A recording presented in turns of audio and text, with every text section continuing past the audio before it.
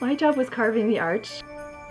We kind of sat together and had a brainstorming meeting, figured out how things were going to work, what we needed, where we were going to assemble and create this, because of course we needed almost like a walk-in chest freezer, and we didn't have that.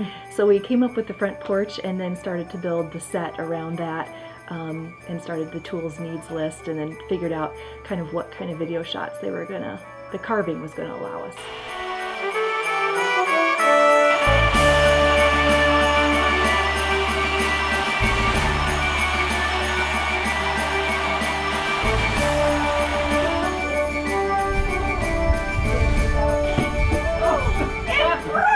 Hannah Campbell was in charge of art directing. She got the backdrop and kind of figured out what the whole set was going to look like.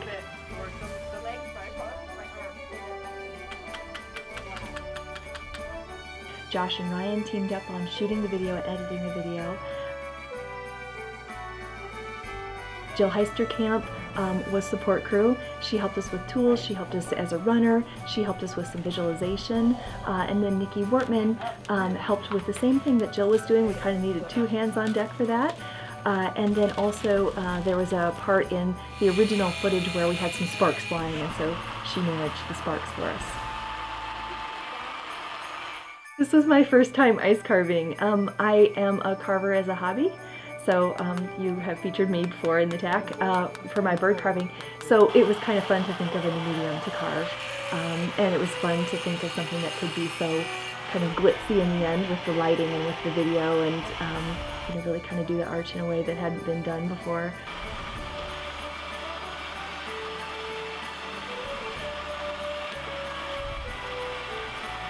It was hard to get the chainsaw to cut through the blocks of ice. It was a lot more dense than wood would be, which isn't what I had expected. I thought it would cut like butter, and it didn't really. So there was a lot of pressure to be able to get the chainsaw to go through the dense block. In addition to that, it was difficult to square the block up because the arch, we couldn't have it lean from side to side, of course. So to square it up was a little bit difficult as well. And the chisels were the best part because they just worked so nice. They were sharp, and it was just really easy to shave it, and I wish we could have done the whole thing with chisels actually. So maybe another year, right?